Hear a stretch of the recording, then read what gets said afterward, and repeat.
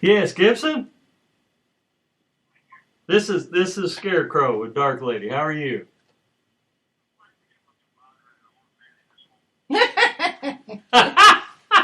we like bothering old men in his home.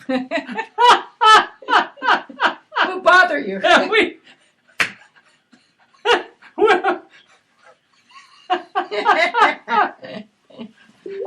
Okay, well. Let me put you on speaker here. We're gonna get the executive producer to give you a call here, but in the meantime, let's work this out. Hold on. We'll figure it out. Are you there, Gibson? Yes, it's true. I'm so sorry. It's official. Red, is Gibson coming across clearly? Yeah, you sound good. Whoa. They were too close together. They made this sound. Woo! Attention all witches at sea. Well, Gibson, nice to join you, bud. Yeah. I was wondering if you guys would ever get to me. I was starting to mold.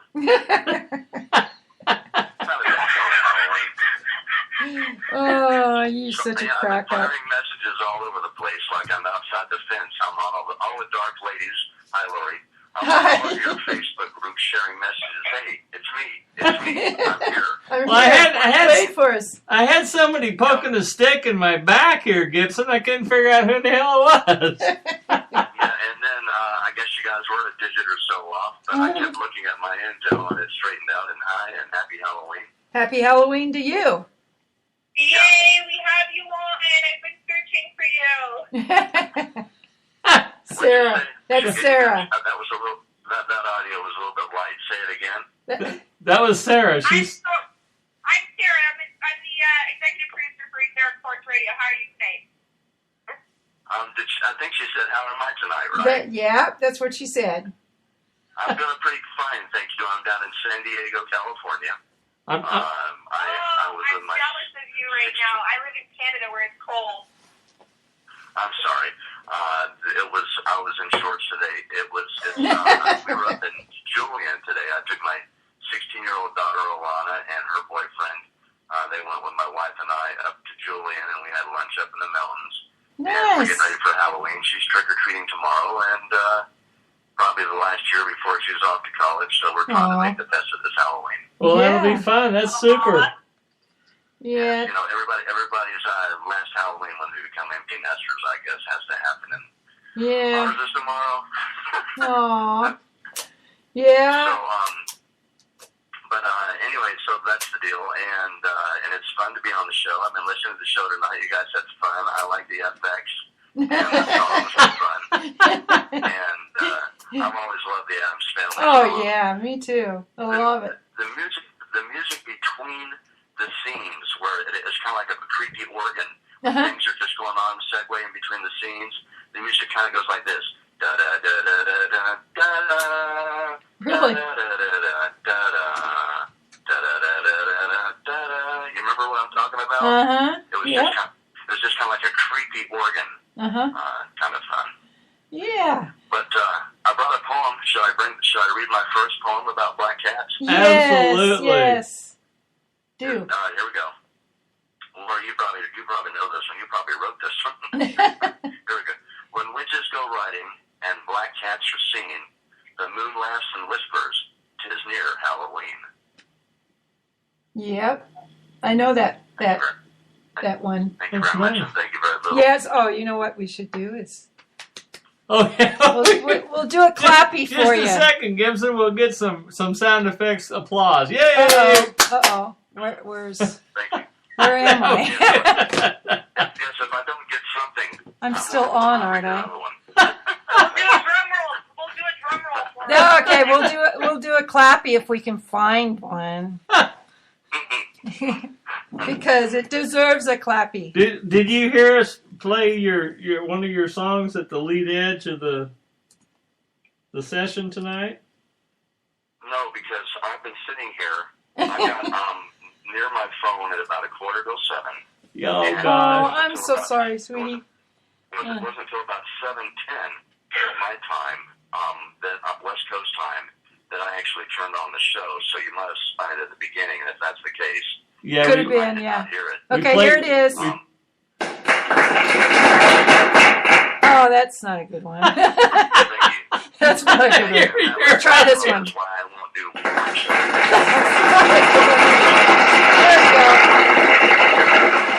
There we go. Yay! that was a- That one Maybe was. Ramada in Bakersfield next week. No, I do want to thank you, though, very kindly for sharing the Black Cat Boogie. Oh yeah, I love that song. I took the liberty of putting it on your Dark Ladies Horrors Halloween page, the video, which is a family fun little thing. And thanks to you, it's ripping right now. I think. Oh yeah. Right now, it's around 13,000 people have seen it. Sweet. Sweet. Yeah, for a little, dog and pony flea market show, one-man rodeo. That's not too bad. Not bad at all, dude. And Yeah. it seems to be enjoyed. So it's a lot of Halloween fun, and if people want to tune it in with their families and just have a fun little Halloween video boogie, there it is on your Yeah. I love it. Ladies page. Black Cat Boogie. Meanwhile, thank you for sharing it, and anybody who tolerated and listened to it, and whose cats actually tolerated it, I appreciate that.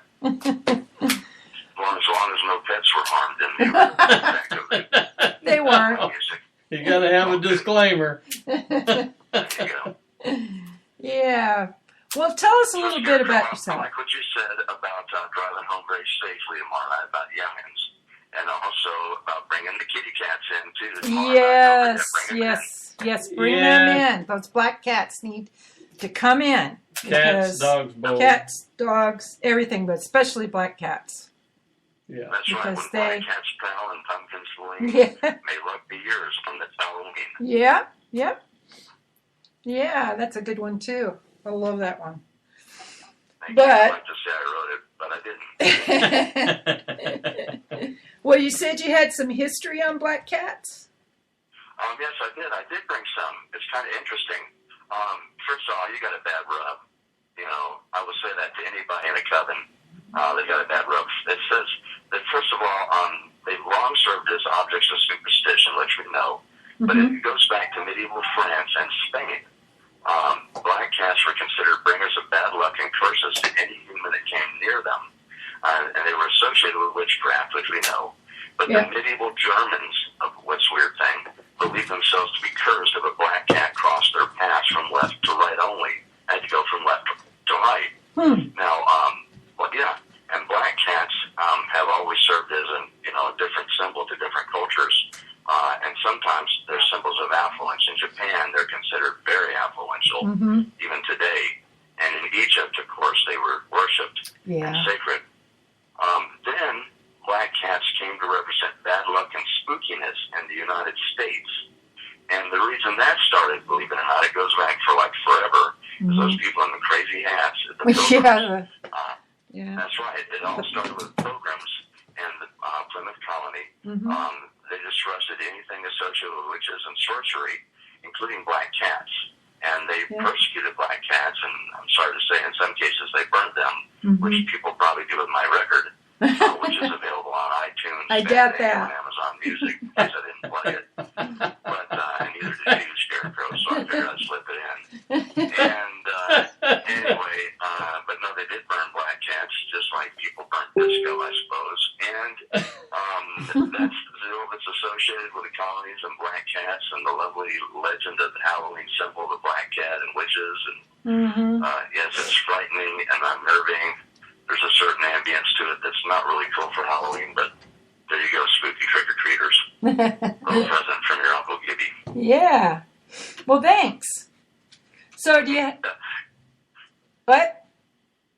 It's really neat how they've come, such a long way over the years, how things, really transform from, good to bad to good to bad to bad again, and, it's just like so many different meanings. It's like the meaning of Halloween, in various countries.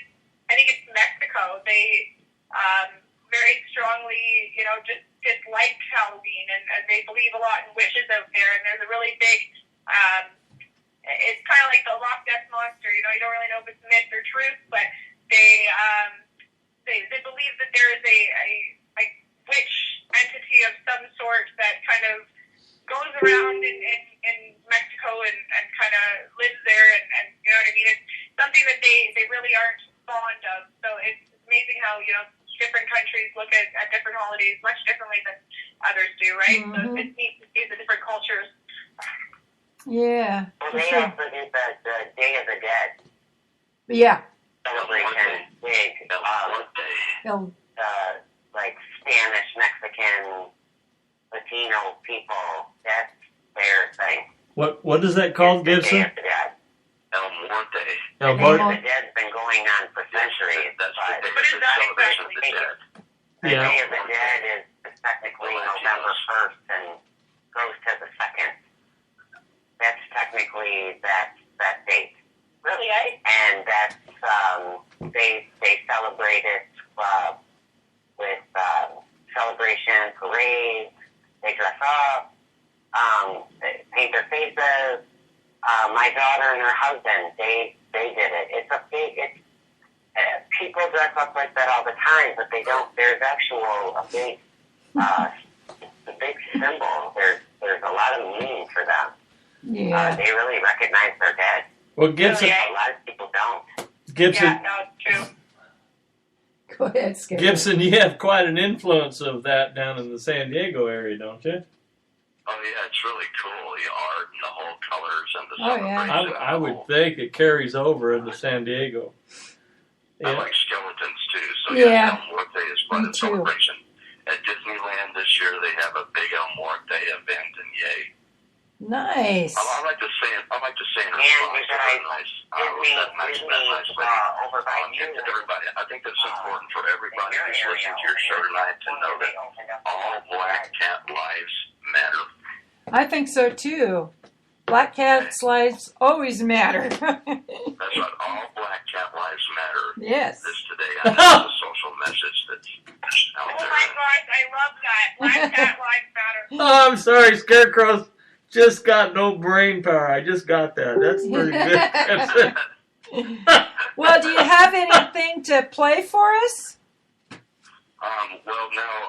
The only thing that's fun that I have that's even remotely Halloween related in my Polythera tune is the Black Cat Boogie, which Yeah. I believe you guys spun tonight. Is that not the case? We Yeah. did. We did. Let me see. Yeah, I got a You sneak spun it preview of that very at the beginning of the and show. It's very, it's very cool. available I like that. on YouTube for listening to, and if you are so encouraged, it's on iTunes, Amazon Music, Fandango. It's a wonderful Halloween song, kind of a better than the Monster Mash, or at least it's in there in the mix and a fun dancer.